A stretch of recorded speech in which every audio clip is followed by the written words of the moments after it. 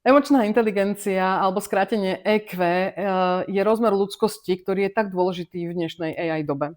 Predstavuje našu schopnosť seba poznania a sebaregulácie v rôznych situáciách. Daniel Goleman definuje emočnú inteligenciu cez 5 elementov. Poďme sa pozrieť na jednotlivé elementy. Veronika, aký je tvoj pohľad na sebauvedomenie a sebaovládanie? Najprv musím poznať samú seba a veľmi intenzívne pracujem každý deň so sebareflexiou. Ja za každým sa pýtam, že som toto ja, toto čo robím, idem toto cestou, ktorá je moja, sa deje vo mne, keď cítim toto, akože veľmi to sebauvedomenie v sebe nejak živím a nebola by som to ja, keby som toto nerobila. Sebaregulácia, áno, však nemôžem vybuchovať kade tade.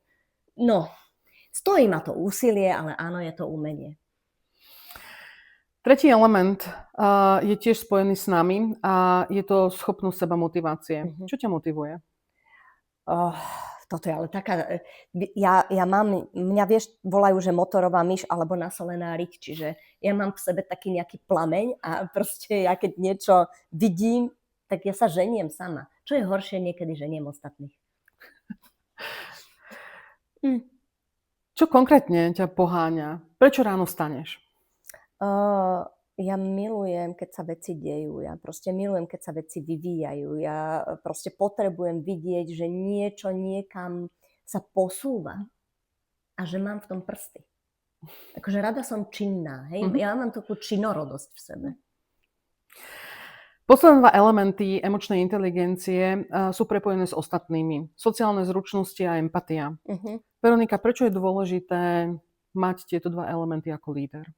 OK, tak ja switchnem tentokrát už do takého leadershipu a to je náš program Majstrovstvo lídra, ten už sme 2 roky drivovali, teraz ideme drivovať 3. rok.